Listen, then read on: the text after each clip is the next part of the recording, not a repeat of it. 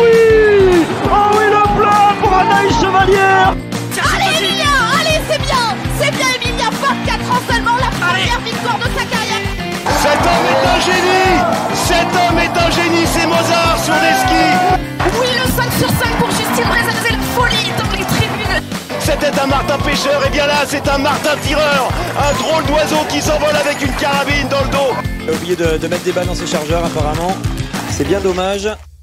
Bonjour à toutes et à tous et bienvenue pour un nouveau numéro de Biathlon en live, votre podcast 100% biathlon. Heureux de vous retrouver pour un tour de l'actualité, le premier de cette intersaison. On va revenir donc sur les actualités de ces dernières semaines et notamment on va parler de l'équipe de France. Mais avant de vous dévoiler le programme complet de cet épisode, je vais faire un petit tour de table de l'équipe qui m'accompagne. Je suis avec une doublette féminine puisque je suis avec Marine et Aurélie. Salut à vous. Salut. Vous allez bien? Écoute, ça va Ouais. bien. Pas Ouais. trop long Un petit peu long, mais on se console avec les beaux jours qui arrivent. C'est l'avantage de la non-saison de biathlon, c'est que l'été arrive et c'est sympa aussi d'avoir des dimanches après-midi en dehors Plus cool. Oui, plus cool, en dehors de regarder la télé pour voir les courses de biathlon. Ça a son charme aussi, on va dire. Ouais, Puisqu'on toi veut aussi. voir des événements sportifs, de toute façon, il y a toujours de quoi faire. Là, on est sur Roland Garros, il C'est va y ça. avoir le basket féminin. Enfin, franchement, si on aime le sport, il n'y a pas que le biathlon de toute façon. Mm. Donc, Avec mais ce week-end voilà. aussi le Grand Prix Monaco pour ceux qui aiment voilà. la Bah, mécanique. effectivement, Il y a ce qu'il faut toujours de quoi pour les faire. fans de sport, mais c'est vrai que bon, il y a encore un peu de temps à attendre pour les fans de biathlon. Donc, mais c'est pour ça aussi qu'on vous fait patienter avec notre podcast et ce tour de l'actualité. Donc, comme je le disais, un premier tour de l'actualité. Donc, on va parler dans une grande première partie de l'équipe de France. On va notamment revenir donc, sur les sélections et les coachs. Il y a eu pas mal de mouvements de ce côté-là. Ensuite, nous ferons quelques infos en bref, revenir donc sur l'actualité de ces dernières semaines, et notamment de la fin de carrière d'Alexander Frid Andersen, le Norvégien. Et enfin, on terminera, on vous dévoilera le programme estival de toutes les compétitions qui vont nous permettre de patienter jusqu'à la prochaine saison. Aurélie, Marine, vous êtes prêtes? Prête. Prête. Ok, moi c'est parti, jingle.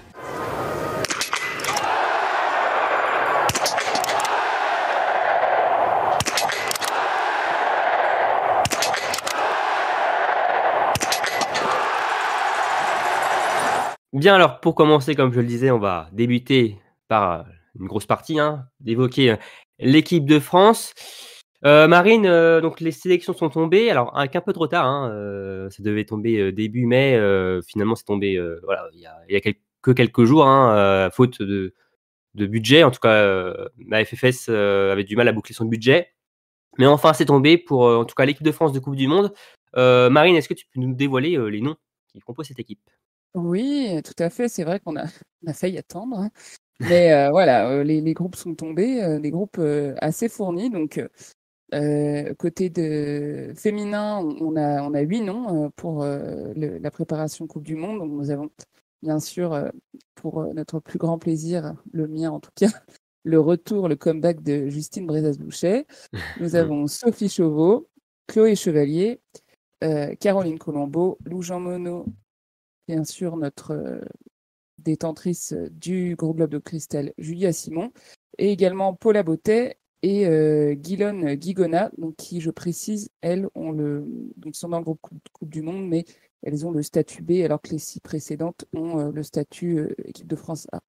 Et côté masculin, donc nous avons 7 noms. Donc tout d'abord Fabien, Claude, Quentin Fillon-Maillet, Antonin Guigona, Émilien Jacquelin et Éric Perrault, donc qui sont avec le statut équipe de France A, et Émilien Claude et Oscar Lombardo avec le statut B, mais qui sont également donc, dans le groupe Coupe du Monde pour faire la préparation avec les hommes.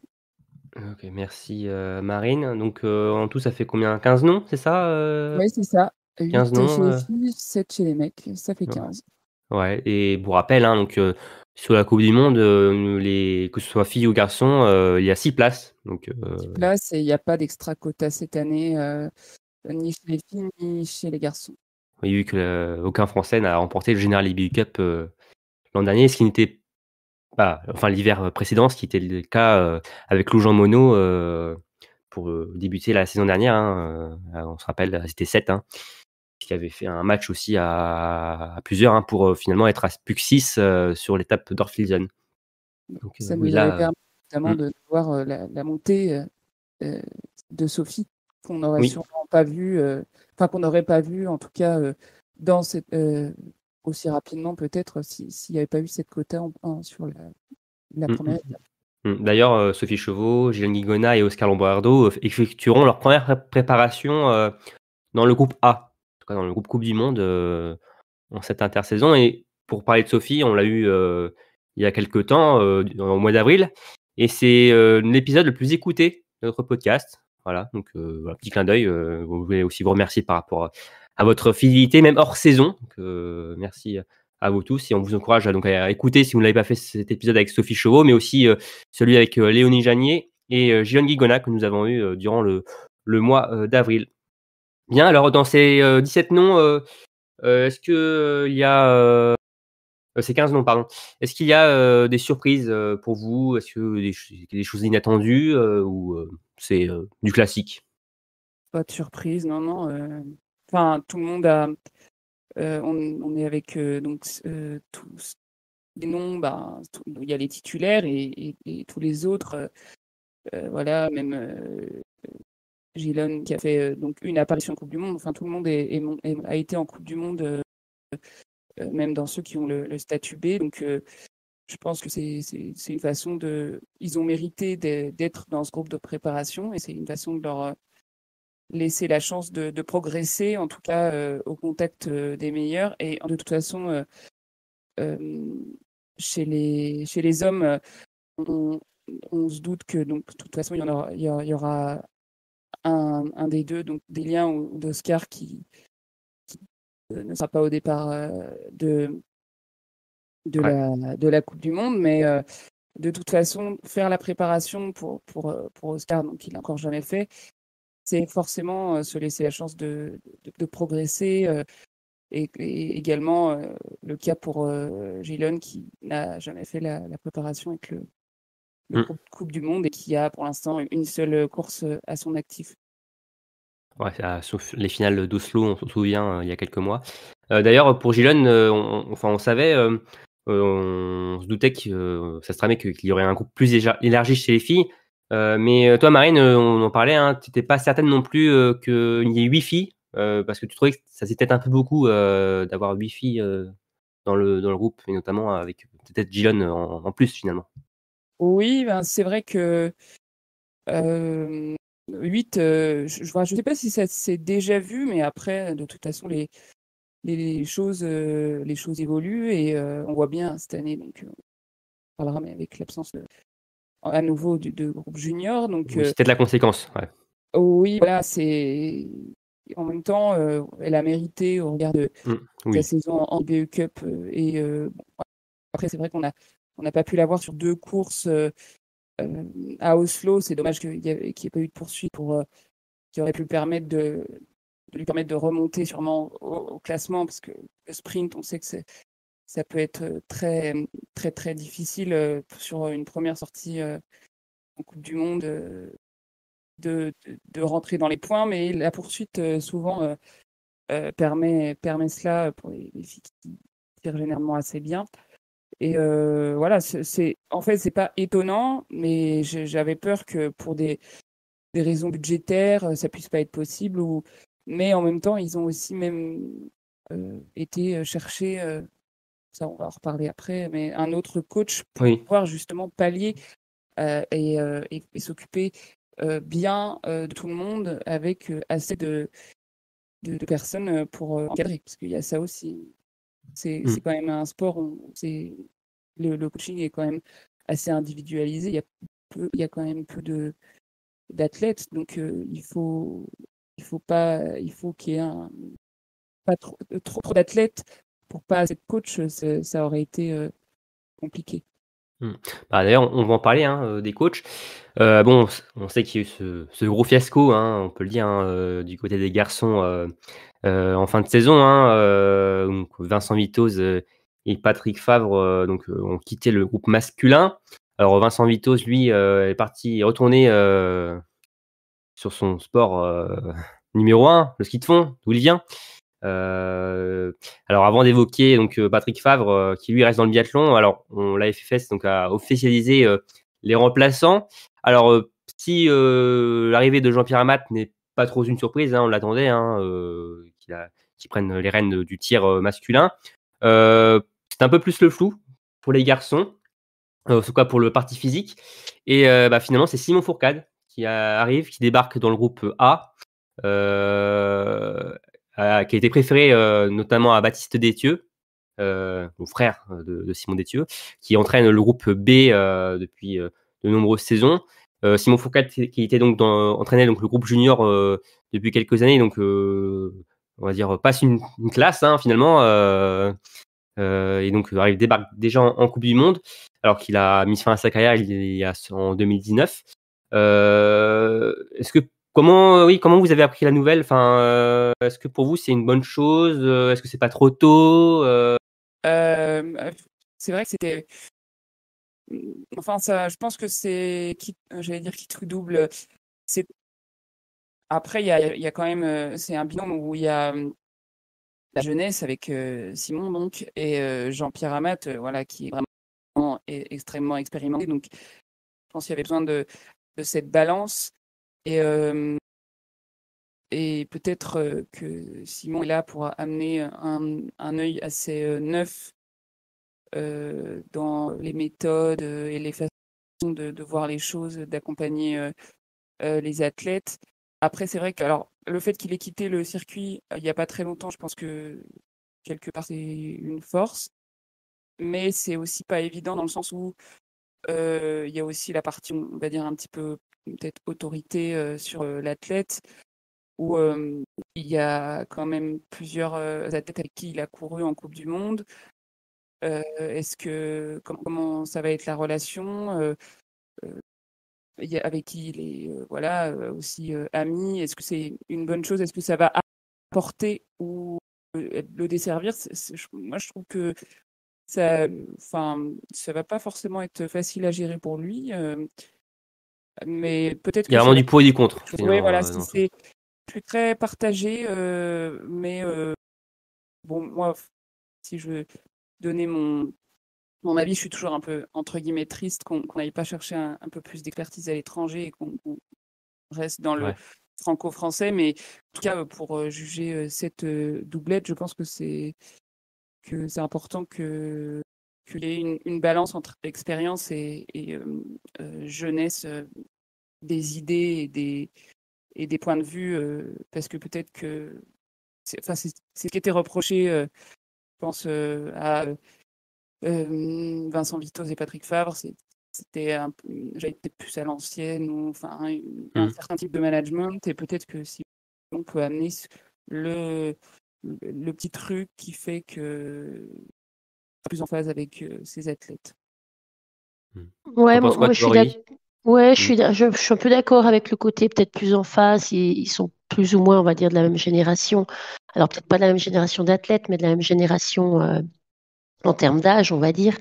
En revanche, au niveau des nouvelles méthodes, je suis pas. Faudra voir. Je suis pas sûre parce qu'il sort quand même du même moule finalement. Il vient de cette équipe de France lui aussi, et il y a pas longtemps.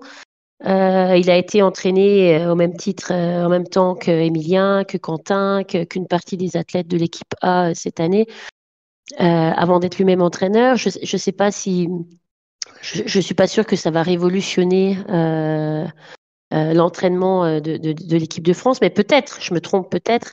Je suis un peu de ton avis. Il y aurait peut-être, vu que le milieu est tellement très petit, est tellement, oui, petit. En France, il aurait peut-être été intéressant d'aller chercher de l'expertise à l'étranger. Surtout si c'était dans l'idée, comme les athlètes semblaient le dire, de vouloir tester des nouvelles méthodes, sortir un peu des pistes qu'ils empruntent depuis des années. Après, je pense que Simon a fait un super job les saisons passées, donc c'est pas contre lui, mais il y a ce côté un peu brouiller les lignes entre anciens coéquipiers, copains, entraîneurs voilà, je sais pas, à voir, mais ça pose question quand même. Bon, par contre, on sait que il est très proche d'Emilien Jacquelin. Hein. On sait qu'ils s'entendent Par très bien. exemple. Ouais. Après, pour Emilien, peut-être que c'est une bonne chose finalement. On sait que Emilien a un gros manque de confiance en lui ces derniers temps. Il y aura peut-être quelqu'un qui le comprend, oui, peut-être qu'il le comprendra mieux, Ça ouais. peut.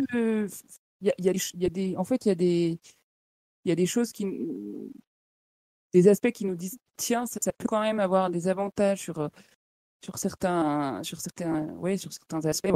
Voilà, la proximité avec Emilien, justement, qui a peut-être besoin de quelque chose de plus, un rapport plus proche avec l'entraîneur, mais vraiment un rapport de confiance. Donc peut-être qu'il aurait ça avec Simon. Mais il y a aussi la partie, oui, j'ai déjà couru avec Anto, j'ai déjà couru avec Quentin. Comment je fais le distinguo, je ne suis plus le coéquipier, je suis le coach, j'ai pris de l'expérience, etc. Donc, je lui souhaite bien du courage à Simon. Je pense que il sait dans quoi il s'engage de toute façon. Et puis, mais après, le changement de toute façon est visiblement à leurs yeux était nécessaire. Donc, j'espère qu'au moins à ce niveau-là, le fait d'avoir un nouvel interlocuteur, c'est de toute façon une bonne chose. Quand on était arrivé à un point de rupture, ça fait, d'un point de vue personnel au niveau des athlètes, repartir un petit peu en mode reset sur des bases plus neuves, au moins dans leur tête, quoi. Oui, de toute façon, ils l'ont réclamé. Ils ont, enfin, vu le chaos que ça a pu être en cette fin de saison, la saison dernière,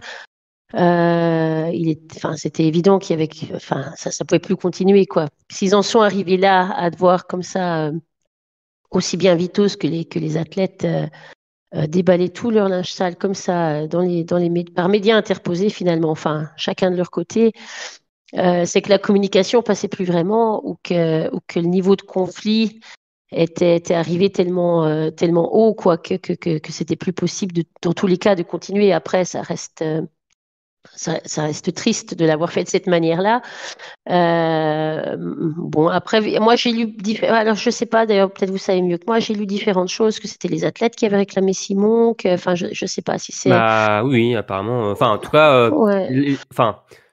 non, pas forcément. Enfin, c'est pas eux qui ont peut-être donné leur nom, le nom de Simon, mais en tout cas, ils ont approuvé Le choix, ouais. ce choix-là. Après, sans doute que oui, Stéphane Boutiot a sans doute donné comme l'avis des leaders tels que Quentin ou Emilien, mais c'est en tout cas, de toute façon après, comme on le disait, ils ont voulu rester dans le franco français et déjà à partir de là, il y a pas beaucoup de choix, hein. Limité, ouais. C'est très limité, donc comme je disais, il y a Simon Fourcade et Baptiste Detieux et après derrière, bon, on va peut-être dans les comités ou enfin c'est assez compliqué, donc voilà, c'était pas un choix de roi, on va dire.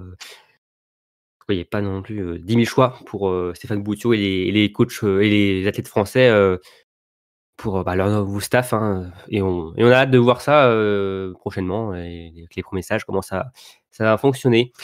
Très bien pour l'équipe masculine. Alors j'en parlais, donc Patrick Favre, hein, donc qui était donc entraîneur de tir du groupe masculin, mais bon, qui n'est pas si rancunier que ça pour le biathlon, l'équipe de France de biathlon, puisqu'il reste dans la famille, si je puis dire, et passe du côté des filles. Il sera entraîneur donc du groupe féminin, avec à la tête donc Julia Simon.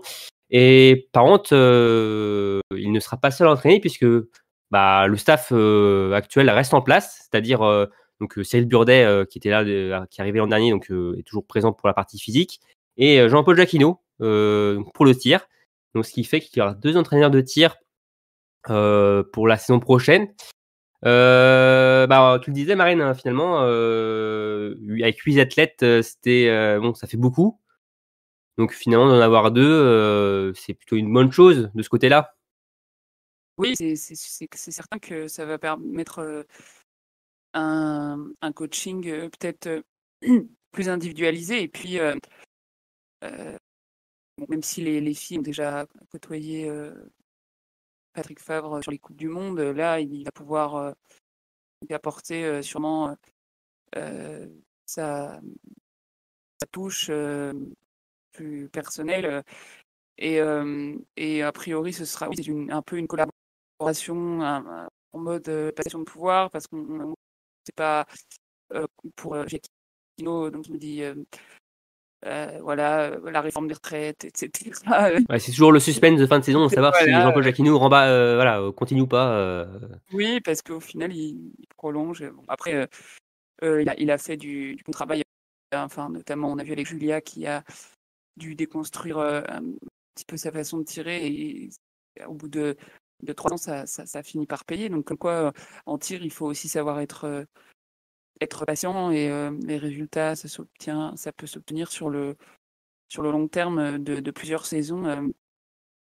Donc, moi, personnellement, je suis très contente que Patrick vienne à s'occuper des filles, parce que c'est quand même voilà, faut pas oublier que c'est donc déjà avec les garçons, il fait de belles choses, et puis c'est aussi l'ancien coach de Dorothée Avirer, donc c'est pas n'importe qui non plus, quoi. Il y a quand même du palmarès derrière aussi. Ouais, les arguments avancés par Stéphane Boutiot à Chrono, c'est qu'on le disait, donc 8 athlètes, c'était beaucoup trop finalement pour un seul coach, que Patrick Favre a déjà travaillé avec les filles.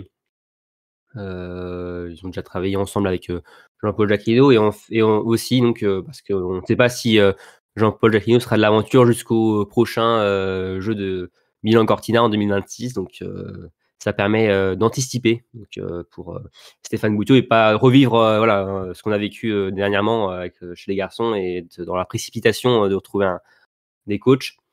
En tout cas, on espère que tout va bien se passer à tous les échelons sur cette prochaine saison et durant cette intersaison. Donc pour cette intersaison, donc c'est le moment des stages, hein, et ça va commencer là ces prochains jours, hein, le 29 mai, hein. Alors je ne sais pas quand ça sortira, mais cet épisode, mais bon, ça va sortir soit la veille, soit le jour J. En tout cas, du 29 mai au 2 juin, donc le stage de reprise, hein, pour l'équipe de France. Donc à la FECLA, pour les dames, sans Julia Simon et sans Justine Brézat-Boucher. Et donc Justine Brézat-Boucher, déjà, qui reviendra pour le stage de Norvège, c'est ça, hein, Marine, hein, pour le Blink Festival. Exactement. Voilà, Justine, qui a accouché début février, c'était trop tôt pour partir en stage, voilà, avec sa fille. Enfin, il n'y a rien d'étonnant à ce qu'elle ne revienne que, entre guillemets, fin juillet, début août, mais en tout cas, elle est sur le pied de guerre niveau entraînement. Ça, il n'y a pas de souci, on peut lui faire confiance. Oui, on l'a vu que même avant et après son accouchement, elle était quand même toujours active. Donc, Ah oui, non, mais de toute façon, Justine, tu l'enfermes pas comme ça, quoi. Elle aime s'entraîner, elle aime être dehors, elle aime. Voilà, c'est pas du tout c'est pas une contrainte pour elle. Donc, non, après, il y a quand même des précautions à prendre après un accouchement. Tu peux pas, oui, qu'elle s'entraîne, je l'entends bien, mais j'imagine qu'elle peut pas faire des intervalles trop intensifs non plus. En tout cas, il faut monter graduellement, on va en dire. douceur. Oui, voilà, il faut monter graduellement. Elle est bien suivie à ce niveau-là, et puis comme on a en équipe de France elle est proche de Anaïs Chevalier et de Marie Dorin, qui ont connu cette situation. Donc, je pense qu'elle est sûrement. Elle a pu être conseillée. Elle est très bien renseignée à ce sujet. Je me fais pas de soucis. D'ailleurs, qui ont fait des beaux retours gagnants, hein, l'une comme l'autre. Donc, oui, qu'elle suive les pistes de Marie, ça me ferait plaisir. Je suis pas contre. Ce serait une bonne chose, oui. Ouais. Ce serait une bonne chose pour Justine. Et par contre, les garçons, donc ce n'est pas le même lieu de stage, ce sera au col Bayard. Donc un site géré par Geoffrey Jean, qui est sur place. qui installe tout ce qu'il faut pour accueillir les garçons pour cette semaine de reprise. Et par contre, il se fera sans Antonin Guigona et Émilien Jacquelin pour cause de Gravel.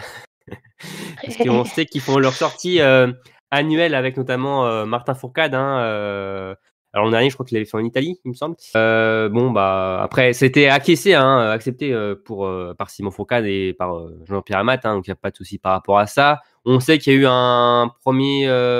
ils sont déjà retrouvés une première fois début mai, il me semble, déjà vers Annecy. Ils ont pu discuter, échanger. Donc, voilà, je sais que ça a fait beaucoup de débats encore, le fait que Émilien et Antonin fassent la passe sur ces stages de reprise. Si c'était passé, on en a parlé déjà en fin de saison. Mais donc, normalement, ils seront là quand même pour les stages suivants.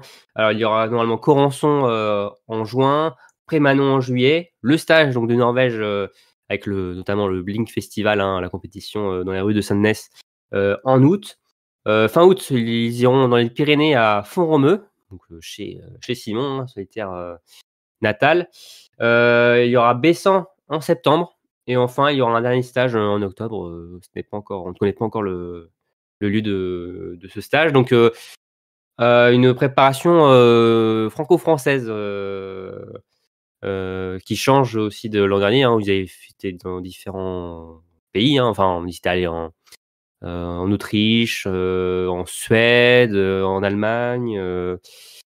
Bon, il y a une question de budget, ça on sait aussi, surtout, je pense, par rapport à ça. On va pas se le cacher. Clairement, c'est la raison principale. Après, on justifie un peu pour des raisons écologiques, moins de déplacements et tout ça, et c'est sans doute vrai aussi, mais je pense que c'est quand même une question de moyens. De finances, oui. Ok. Très bien pour l'équipe de France A. Maintenant, on va parler de l'équipe de France relève, donc l'équipe de France B. Pour ça, et je vais donc passer la main à Marine encore. Tu vas nous donner les noms des athlètes sélectionnés dans ce groupe.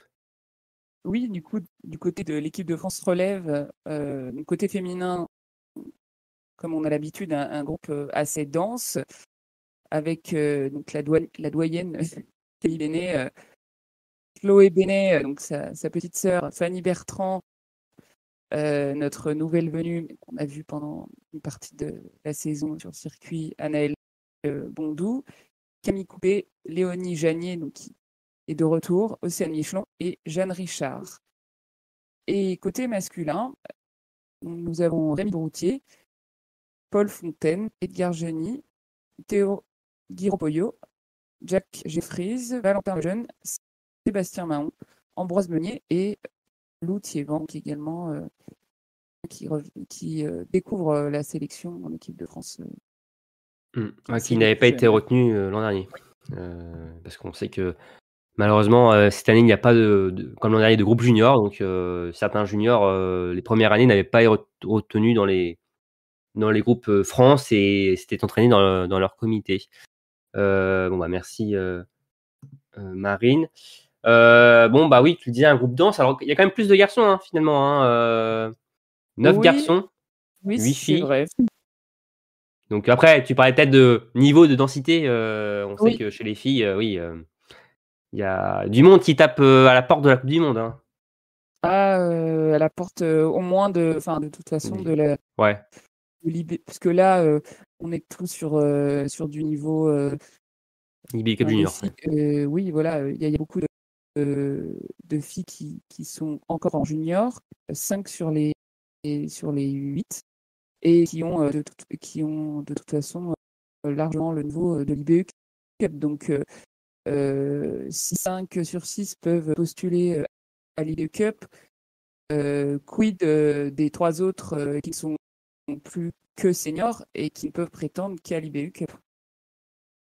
Donc, ça veut dire que la sélection pour l'IBU Cup sera rude, sachant qu'il y a quand même des juniors qui peuvent aller dans le circuit inférieur, mais après tout, si elles ont le niveau pour l'IBU Cup, il n'y a pas de raison qu'elles ne puissent pas y postuler. Non, de toute façon, c'est cette fameuse génération 2002, également donc notre OSNI, objet skiant non identifié, Anaëlle Bondou, qui a fait une saison pour une première saison sur le circuit. Elle a fait les BU Cup, elle a été dans les dents de ski de Lampitch. Enfin voilà, elle a déjà elle s'est bien mise en évidence et c'est tout naturellement qu'on la retrouve dans ce groupe relais, alors qu'elle n'est que de 2 Ouais, et qui a aussi été plus rapide sur une course que Stina Nilsson, je le rappelle aussi, sur les BU Cup. Donc voilà, ça montre le niveau que peut avoir Annelle Bondou. Donc non, mais en plus, oui, on sait aussi qu'il y a du monde derrière qui n'ont pas été retenus dans les groupes nationaux. Donc oui, ça va être encore très très intéressant à suivre cette équipe de France féminine. Aussi chez les garçons. Alors les garçons, c'est moins dense, on va dire. Ça tape moins à la porte de la Coupe du Monde. Donc, mais bon, il y a aussi la jeunesse qui est présente. Bon, il y a notre Jacques national, Jacques Jeffries, forcément, qu'on va suivre avec attention. Ça fait plaisir aussi de voir Sébastien Mahon, qui est quand même là. Alors, après 2 années de galère, de blessures, c'est aussi positif de voir que la fédération a toujours confiance en lui. Oui, c'est la confiance en son potentiel, en tout cas, parce que c'est vrai que quand les rares fois où il a fait l'apparition, il n'a pas fait de la figuration, il était présent sur les skis, même s'il n'était pas au mieux de sa forme, et au niveau du tir, il faisait le travail. Donc, c'est vrai voilà, les blessures, ça fait partie de la vie d'un athlète. Et là, malheureusement, il est blessé sur des années un petit peu charnières dans la vie d'un athlète. Donc, ça aurait très bien pu précipiter la fin de sa carrière. Et voilà, je pense que la fédération en a pris compte et compte sur son potentiel pour, sachant que le groupe masculin joue un peu moins les premiers rôles que le groupe féminin. Donc il y a de la place pour lui, il y a de la place. Mais ouais, ça va être. On espère pour lui en tout cas que oui, il va avoir une préparation et un hiver sans pépins physiques de santé. Donc on croise les doigts pour Sébastien. Et donc voilà, on va suivre avec attention cette équipe.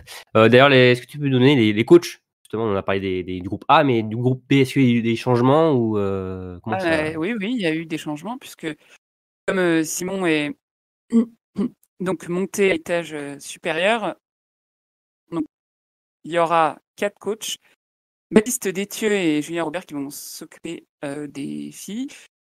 Et du côté masculin, ce sera une doublette féminine, donc avec Claire Breton, qu'on connaît déjà, et Rachel Desmangeas, qui était la coach donc du comité de Savoie et qui monte en grade et rentre dans la team France en tant que coach physique. Étonnant, hein, 2 coachs féminines qui entraînent le groupe masculin, 2 coachs hommes qui entraînent le groupe féminin. Bon, bah. Oui, après, je suppose que c'est vrai que c'est comme ça, c'est étonnant, mais oui, c'est vrai, quand j'ai vu ça, c'est assez particulier. Mais après, bon, il n'y a pas de souci, évidemment. Je pense avoir mal compris l'info au début, mais c'est de toute façon l'équipe B. Comme il y a plus un travail en commun. Oui, il y a plus, mais effectivement, il y a du travail en commun. Ils sont de toute façon toujours sur le même site. Et puis après, voilà, comme on disait qu'il n'y a pas de groupe junior, la question est de savoir si donc des athlètes partent en compétition junior, qui seront les coachs qui vont accompagner. Peut-être qu'il y aura une mixité ensuite des coachs, oui, pour l'UB Cup et la Junior Cup. Ouais. Oui, peut-être, oui. Je ne sais pas comment ils vont se répartir, c'est pas très clair à ce sujet, mais en tout cas, moi, je suis contente que le staff continue de se féminiser. Ça me paraît normal, et si elle est là, c'est qu'en tout cas, elle en a la compétence, et on a hâte de la voir à l'œuvre, entre guillemets, de voir ses ouailles à l'œuvre plutôt, la progression. Oui, et puis il y a des coachs masculins qui coachent des athlètes féminines depuis des décennies. Enfin, c'est même souvent la norme, donc ça peut être intéressant de voir le contraire aussi. Oui, Parce que c'est vrai qu'on n'est pas habitué à avoir beaucoup non plus de coachs féminins. Oui, voilà, tout simplement. Ouais. Quand on voit les coachs derrière la lunette, soit sur un tir, on voit souvent que des coachs hommes. Même dans les autres sports. Oui, bien sûr, bien sûr. Coach féminin d'équipe masculine, franchement, ça me. On a eu Corinne Diacre, alors qu'elle coachait Clermont-Ferrand. Oui, je me rappelle, ça c'était déjà ça n'a pas été une réussite, mais non. Et il y a eu Amélie Mauresmo aussi au tennis. Oui, voilà. Oui, c'est Amélie Mauresmo, mais c'est vrai que c'est assez ponctuel, quoi. C'est pas anodin. Et donc, oui, je pense que c'est intéressant. Et de toute façon. Oui, tant qu'à les compétences, de toute façon, il n'y a pas de. C'est ça, c'est la chose qui prime. De toute façon, c'est pas le genre de la personne, c'est compétences. Donc à partir de là, il n'y a pas de question à se poser de coacher des garçons ou des filles. Voilà. Très bien. Alors, pour parler rapidement des stages, alors par contre, l'équipe de France B a déjà commencé sa préparation. C'était justement cette semaine, ces derniers jours, du côté de Prémanon. Stage de reprise pour faire entre guillemets connaissance, même s'ils se connaissent déjà pas mal. Et petite info qui nous ravit, puisque l'équipe de France B fera un stage au mois d'août en Belgique. Alors ça nous ravit parce que nous avons des personnes de l'équipe en Belgique, notamment des correspondants belges. Voilà, des correspondants belges, n'est-ce pas Aurélie et Émeric, qui n'est pas présent ici, là, mais qui suit assidûment l'équipe B. Donc il se pourrait peut-être qu'on fasse un tour durant ce stage. Donc ça va être sympa de voir ça. Et c'est bien aussi de voir un stage en Belgique aussi. On sait que voilà. Oui, c'est chouette. C'est pas un grand pays du biathlon, donc du coup c'est chouette. C'est chouette d'amener le biathlon ici aussi. Voilà, c'est sympa pour eux aussi. Enfin, parce que oui, mais ça reste. Oui, mais ça, même si c'est pas pour l'équipe belge, mais ça reste, ça montre que voilà, la Belgique peut, en tout cas l'été, fournir des infrastructures, enfin se développer aussi au niveau du biathlon. Oui, sur un site qui est tout neuf, qui a été fait l'an dernier, il me semble. Donc voilà, c'est sympa. Et oui, c'est tout bon pour le biathlon en Belgique, voilà, qui est forcément pas un sport populaire, en tout cas majeur. Donc non, c'est cool et on a hâte de voir ce stage là. Par contre, pour l'anecdote, je suis en Belgique depuis 2 ans et les Belges qui me parlent, quand je leur dis que j'aime bien le biathlon et tout ça, et ils me parlent beaucoup plus de Quentin que de Martin Fourcade. C'est pour dire à quel point c'est neuf le biathlon pour eux. Enfin, tu vois, pour eux, on me dit oui, Quentin Fillon-Maillet, tout ça, alors que Martin Fourcade, on m'en parle. Alors qu'en Norvège, non, on parlait que de Martin. Et donc, je pense vraiment à un sport très très récent, un intérêt très très récent. Voilà. Ouais, c'est là où on prend un coup de vieux. C'est là où on prend un coup de vieux, exactement. Ouais, c'est terrible. C'est terrible. Très bien. Alors maintenant, on va passer. Alors on a fini cette partie équipe de France. On va parler. On va donner 5 infos en bref. Alors en bref, on va quand même pouvoir un peu en parler. Et notamment donc de la première. Alors c'est quand même la grosse info de ces derniers temps, de ces derniers jours.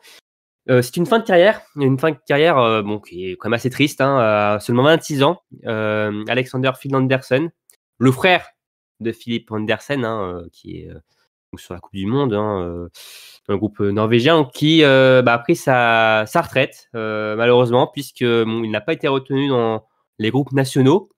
Et il a essayé quand même d'appartenir à une équipe de ski de fond pour s'entraîner. Malheureusement, ça ne l'a pas fait. Et malheureusement, Alexander Andersen a lâché prise et a décidé de claquer la porte du biathlon. Après, voilà, quand même de très belles performances. Il a montré de très belles choses sur les BU Cup. Il a plusieurs victoires. La Coupe du Monde, il a fait un top 6 à Östersund il y a quelques semaines de cela. Alors, on voit le problème comment est-ce que c'est un problème de quota ou c'est un problème de densité de la Norvège ou c'est un mix des deux?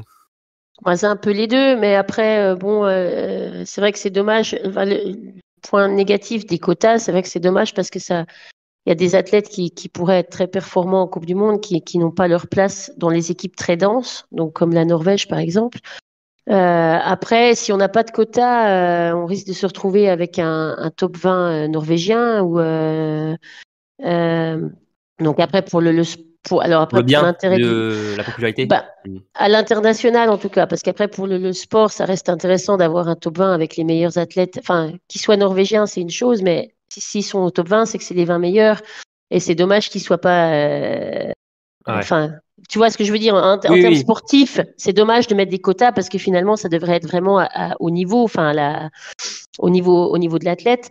Après, en termes d'international, c'est certain qu'après, on risque de se retrouver dans une situation comme le fond, où l'intérêt international se disparaît, quoi. Enfin, périclite, parce que tu as des top 3, des top 5. Tu peux avoir des relais où c'est 3 équipes norvégiennes sur la boîte. Et c'est vrai qu'après, les pays se désintéressent, quoi. Surtout qu'il n'y avait pas les Russes en plus l'an dernier, donc là. Oui, exactement. Donc, il y a eu du pour et du contre dans ce côté de quota et de. C'est vrai que oui, je suis assez d'accord avec toi. On doit normalement retrouver les meilleurs sur la Coupe du Monde. Mais c'est un sport tellement dominé par la Norvège, notamment chez les garçons. Ça perdrait tellement en popularité. D'ailleurs, on l'a vu l'an dernier. Alors certes, il y avait aussi le contraste avec le fait qu'il y ait une Française devant chez les filles, mais la coupe masculine, Coupe du Monde masculine a pris quand même un sacré coup de. Ça a perdu en intérêt. Après, oui, voilà, c'est sûr. Durant toutes les courses. Après, ça dépend comment on regarde le sport. On a tous un peu de ça, mais on peut regarder le sport pour la performance sportive, pour voir son équipe ou son athlète gagner, pour le suspense. Alors le suspense l'année dernière n'était pas là. Après, ça reste beau de voir des athlètes comme Johannes, comme Martin à son époque. Comme ça, en termes purement sportifs, ça reste quand même impressionnant et voire même intéressant, quoi. Oui, voilà. Là, c'était un athlète. Là, c'est toute une équipe et on sait aussi que il y a forcément le principal point. Enfin, c'est aussi une question de budget financier, les droits télévisés. Si tu as un pays qui domine tout, malheureusement, les autres pays vont bye bye. Surtout que ça va enlever des quotas pour plein de pays aussi. Donc, exactement. Ça fait un cercle vicieux où c'est aussi les mêmes équipes qui ont aussi. Bref, c'est. Donc on sera jamais satisfait. Non, après c'est compliqué de faire une balance tant qu'il n'y a pas d'équilibre de niveau un peu plus entre les nations, quoi, on va dire. Voilà. Mais à titre personnel pour Andersen, je comprends que par contre ce soit dur, quoi. Ça doit être dur à. Il serait sélectionné dans toutes les autres équipes. Exactement. Parce qu'on même en équipe de France, on sait que il n'y a pas la densité que peut avoir l'équipe de France féminine, par exemple. Il serait dans l'équipe de France logiquement sans problème pour l'hiver prochain. Donc c'est compliqué. Et Andersen donc va reprendre ses études. Il va prendre le chemin de l'école. C'est assez malin. Ça va le changer, mais c'est sûr que c'est assez triste quand même. C'est le revers de la médaille de naître et de s'entraîner dans le pays qui a justement les plus gros moyens et qui a tout mis en place pour que le biathlon soit un grand sport. Alors ça permet d'atteindre des niveaux hauts, mais par contre on a des concurrents impitoyables. Ouais, certains athlètes en payent les pots cassés. C'est dommage pour Andersen qui est un athlète très performant comme on l'a dit et qui ne sera plus sur la Coupe du Monde. Enfin sur le biathlon tout simplement, la planète biathlon. Peut-être qu'il reviendra peut-être dans quelques années, peut-être dans le coaching, peut-être. On verra. Il viendra voir son frère. Voilà, Philippe, comme je le disais, son frère qui est dans le groupe Coupe du Monde, qui avait une fin de saison un peu compliquée, malade, Covid, il me semble. Donc, on a toujours quand même un Andersen sur les circuits du biathlon. Très bien. Alors, Marine, on parlait de la Belgique tout à l'heure. Oui. Il y a eu un transfert. C'est ça, entre la France et la Belgique, voilà. On fournit un petit peu, c'est vrai, l'équipe belge. Donc on a Eve Bouvard, qui est une athlète qui courait sous les couleurs françaises et notamment championne du monde de junior en relais en 2021. Oui, Aubert-Villac. Exactement. Qui malheureusement, donc elle avait intégré donc l'année suivante l'équipe de France B, mais n'a plus connu que le circuit national. Et encore se donner une chance de faire carrière. Comme elle a une maman franco-belge, elle suit donc le chemin de Maya Clemens qui était passée à côté belge la saison dernière et ça lui a très bien réussi. Donc Ève Bouvard courra dès cette saison sous les couleurs de la Belgique et on lui souhaite de s'épanouir sous ces nouvelles couleurs. Comme Maya, on aura bientôt peut-être un relais féminin belge en Coupe du Monde. On n'est pas loin là. Bah, elles sont 3, donc avec Lottely désormais. Donc, on sait qu'ils ont pu faire un mixte aussi maintenant au championnat du monde. Maya a pu participer au championnat du monde de Oberhof. C'est là où on voit les opportunités finalement.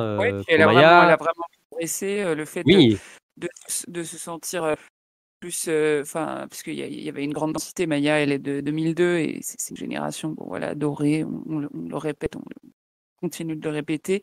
Et des fois, il y en a qui ont besoin de sentir qu'il y a la place pour s'épanouir, pour progresser. Donc, chacun réagit différemment et peut-être que ce sera le cas pour Ève Bouvard, qui était plutôt rapide sur les skis dans l'ensemble. Donc, on verra ce que ça donne et on suivra ça. Oui, on suivra ça avec attention, comme on l'a fait avec Maya l'an dernier. Et on espère donc que pour Ève Bouvard, ce sera une nouvelle page, une nouvelle carrière qui se lance pour elle, qui, oui, on l'a dit, n'a pas réussi à faire sa place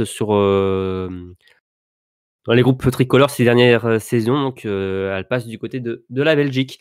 Très bien. Alors maintenant, Marine, on va passer du côté d'un pays voisin de la Belgique aussi, de l'Allemagne. Avec un blessé, alors on sait que malheureusement les Allemands ils accumulent pas mal les blessures durant les intersaisons. Je crois qu'il y a 2 ans ou 3 ans, ça ne s'arrêtait pas les blessures.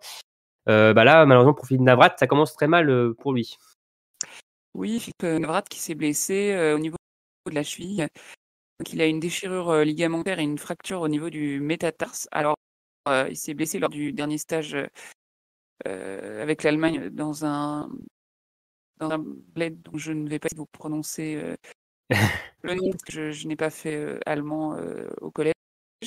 Mais donc pas d'opération pour Philippe Navrat, mais il aura à peu près 8 semaines pour entre le repos et la rééducation pour pouvoir reprendre sa préparation. Donc il en a pour 2 bons mois du coup. Donc c'est forcément ça met un coup d'arrêt à sa préparation et surtout que Philippe Navrat qui fait les Allemands ont leur sélection et il y a ceux qui sont sûrs de débuter la saison en Coupe du Monde et ceux qui devront gagner lors des sélections et Philippe Navrat lui fait partie des sélectionnés d'office. Ouais.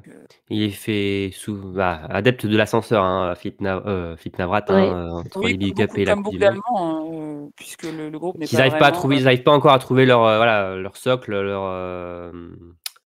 leur équipe type, on va dire, ces derniers temps, surtout avec les départs ces dernières saisons des cadres, Eric Lesser, Arne Pfeiffer, Simon Champ. Ça tourne pas mal, donc...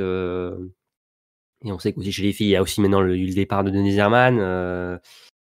Donc après, il y a l'arrivée aussi maintenant de Sina Groncian. Ça, on va observer ça de près chez les Allemands. Ça va être l'attraction, on va dire, entre guillemets.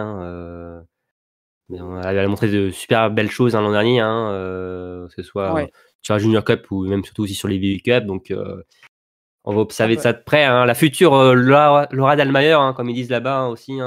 Physiquement, en plus, il y a un petit air. Oui, clairement. Ouais. Et puis en termes de précocité, il y a aussi un air.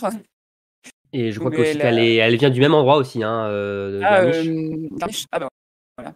Ne cherchez pas. Donc mais Garmisch-Partenkirchen, elle est du même endroit que Laura Dahlmeier. Donc elle est prédestinée. Neuner également était de Garmisch. On parlait de retraite avec Andersen. Il y a une autre annonce aussi ces derniers temps, un peu surprenante aussi. On va passer du côté de l'Italie avec Eleonora Fauner, donc l'Italienne de 25 ans, qui a décidé de mettre un terme à sa carrière. Alors pourtant, elle a remporté un succès l'an dernier sur l'IBU Cup. Elle a fini 21e du classement général de l'IBU Cup. Elle a eu 3 départs en Coupe du Monde. Donc sur l'ensemble de sa carrière. elle aurait dû logiquement faire partie des groupes italiens pour l'hiver à venir, mais l'italienne a décidé d'arrêter, de ranger définitivement ses skis et la carabine, puisqu'en fait, elle va devenir restauratrice, puisque ses parents ont ouvert un restaurant et donc elle va les aider aussi dans cette activité et voilà. Donc elle change complètement de domaine et c'est une réflexion qui a été mûrie durant cette intersaison et c'est au printemps qu'elle a eu cette idée de changer, d'avoir cette nouvelle activité. Donc voilà pour un nouveau départ sur la planète biathlon. On lui souhaite bonne chance dans sa nouvelle carrière de restauratrice. Et enfin, dernière nouvelle, alors une nouvelle alors inattendue, je ne sais pas pour vous. Alors, voilà, surprenante quand même. Ouais, oui. Surprenante. Alors, c'était annoncé quand même depuis quelques temps, on le savait, hein, mais on a eu les dates de tournée ces derniers jours. Mais oui, donc Martin Fourcade part en tournée. Je ne pensais jamais dire ça un jour de ma vie. Donc, il va proposer donc un spectacle baptisé Hors Piste, qui va retracer finalement son parcours de champion à travers des récits intimes et confessions sur les coulisses de la compétition. En fait, ça va être une manière pour lui de combler sa frustration de ne pas avoir pu faire ses adieux sportifs lors de sa dernière saison, hein, parce qu'on sait que sa fin de carrière a été précipitée par le Covid. Hein, on se souvient à Kontiolahti, à huis clos. Normalement, c'était la semaine suivante à Oslo, mais on se rappelle tous comment ça s'est passé par la suite. Hein, avec on va plier les bagages rapidement et on a eu le confinement. Donc c'était une fin de carrière pas à la hauteur du champion qui était Martin Fourcade. Hein, donc à travers ce spectacle, il va revenir sur tout ça. Il va pouvoir faire ses adieux finalement, Martin. Et donc dernièrement, Martin a annoncé ses dates de tournée, celle de octobre 2023 à mars 2024. Alors moi je vais vous les donner. Hein. Donc du 18 et 19 octobre 2023, ce sera au MC2 de Grenoble. 9 et 10 novembre 2023 au théâtre du Rond-Point à Paris. Le 14 novembre 2023 sur la scène nationale de Châteauroux. 22 et 23 novembre 2023 au Célestin à Lyon. Du 11 et 12 janvier 2024, Bonlieu à la scène nationale d'Annecy. Le 23 janvier 2024 au Palais des Congrès de Perpignan. Le 27 janvier 2024 au Grand Théâtre d'Aix-en-Provence. 6 et 7 février, la scène nationale de Chambéry.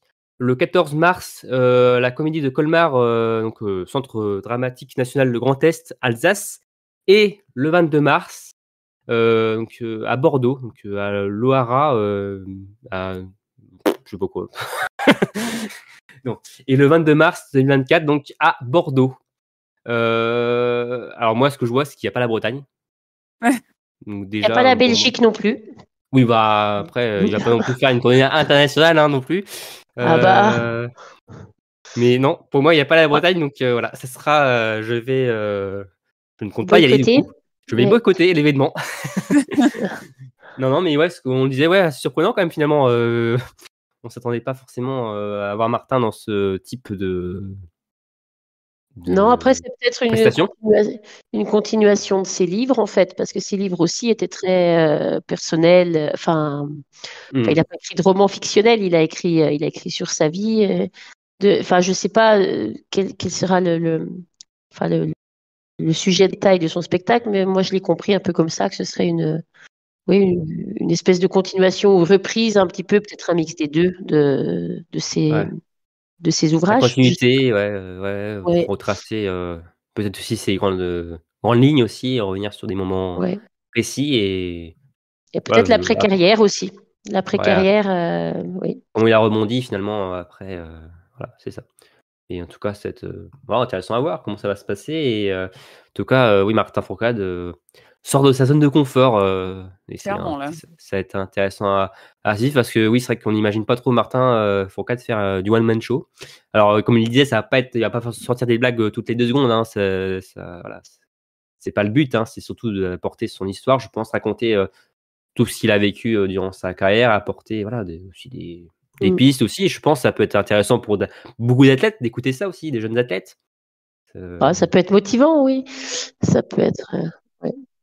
Ouais, hâte d'avoir les retours parce que je pense que ça a dû. Enfin, bon, après, quand Martin fait quelque chose, généralement, il le fait pas à Il le fait pas à moitié, moitié. mais il n'est pas réputé pour être un artiste. Enfin, ça s'apprend pas comme ça. De faire de la scène, c'est un métier, un vrai métier. Et donc, je pense qu'il a dû. Enfin, ça a dû lui demander une grosse dose de travail. Mais voilà. Je pense aussi que Martin a cette qualité-là de aussi savoir s'entourer des bonnes personnes. Et puis, il reste quand même un assez bon communicant quand même, Martin, je trouve. Donc qu'il soit à l'aise pour parler sur une scène, ça m'étonne. Enfin, ça me surprend pas. Après, c'est juste à savoir s'il aura le rythme, tu vois. Enfin, voilà, garder le rythme, garder l'intérêt sur une scène, je sais pas, on verra. Ouais, ça peut aider, mais communiquer, généralement, ça se passe pas sur une durée aussi longue. C'est pas des prises de parole tout seul, sans intérêt. Enfin, je pense pas qu'il aura j'entends bien. Ouais.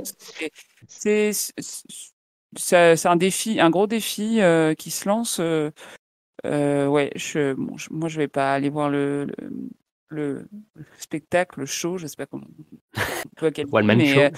One Man Show, mais ça m'intrigue en tout cas d'avoir des retours sur vraiment le contenu et comment il s'en sort, parce que c'est, voilà, comme je le dis, c'est un vrai métier. Il y a des gens qui font des études des longues études pour pouvoir se produire sur scène, des choses comme ça. Donc après, c'est présenté comme un spectacle, mais ce sera peut-être aussi plus un style de conférence, tu vois, une conférence d'un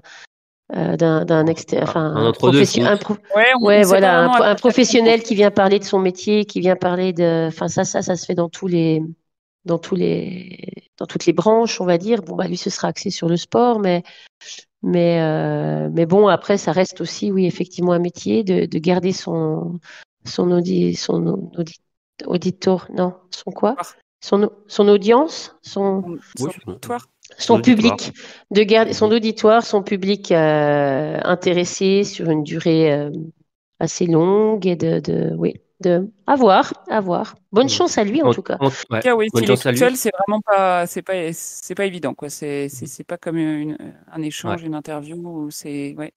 En tout cas, on avait quand même quelques signaux positifs de Martin dans son élocution avec sa phrase d'Astérix et Obélix à RuPauling, voilà, le relais. Voilà, il a déjà quelques prémices. Voilà, il avait déjà testé ses qualités d'orateur.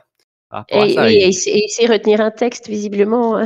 Oui, et pas les plus simples. Hein, donc non, mais c'est très très intéressant. Mais non, on va suivre ça avec attention, et d'ailleurs n'hésitez pas, pour ceux qui nous écoutent, à faire vos retours, ceux qui iront et voir ça, le spectacle donc, de Martin Fourcade. Donc ce sera donnez-nous vos impressions.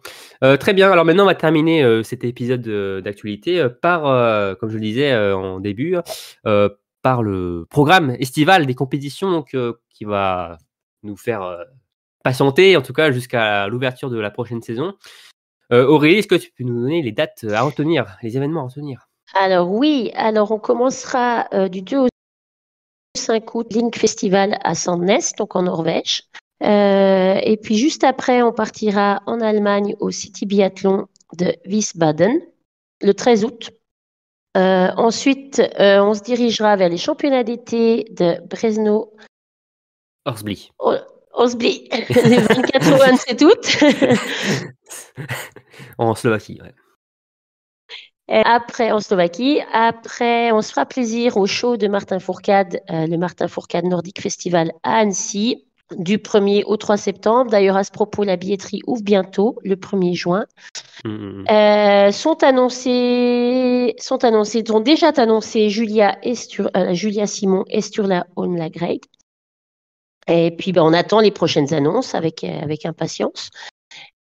Oui, on s'inquiète pas. Hein. Généralement, il amène du beau monde. Et puis on terminera alors l'été, l'automne avec le Summer Tour, la première étape à la FECLA du 16 au 17 septembre et le Summer Tour, la deuxième étape à Arson du 21 au 22 octobre.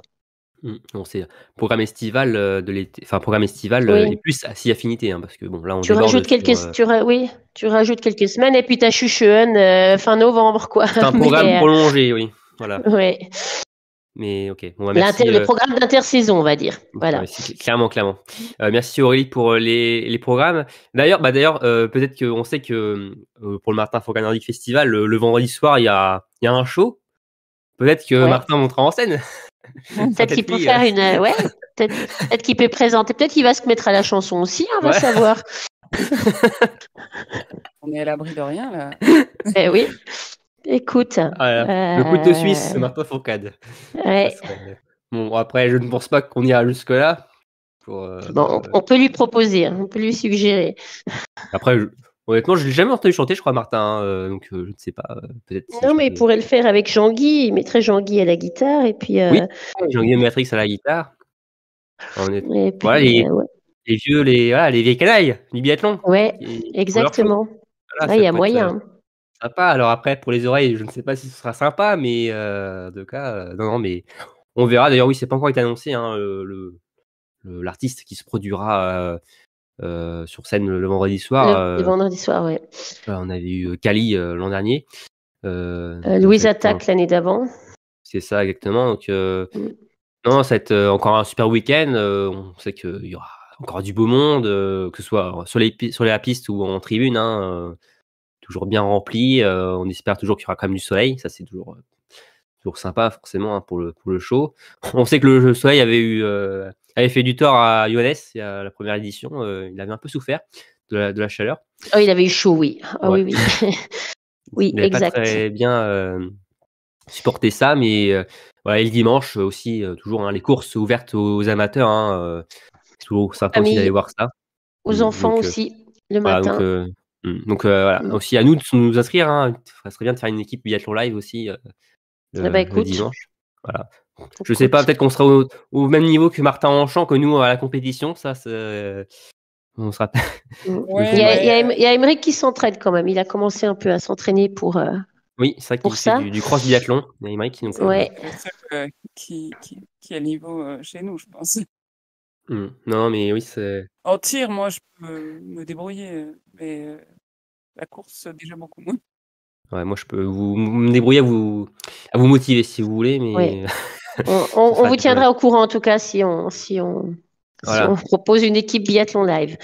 Ouais, donc voilà. Au moins, vous êtes sûr de ne pas terminer dernier si on est aligné. Alors, voilà, donc voilà, merci encore pour Aurélie pour ce programme qu'on attend évidemment avec impatience pour nous faire patienter durant toute cette saison. Merci à toutes les deux, Marine et Aurélie. Je pense qu'on a fait le tour. Merci à toi. Oui, ça fait plaisir de se retrouver. Ça fait plaisir de se retrouver en effet, et on va continuer à se retrouver durant toute cette saison à travers de l'actualité, à travers des invités aussi. On va continuer ça. Et encore merci à vous deux, merci à vous tous de nous avoir écoutés, et on vous dit à très vite pour un nouveau numéro de Biathlon en live. Salut tout le monde. Salut. Salut.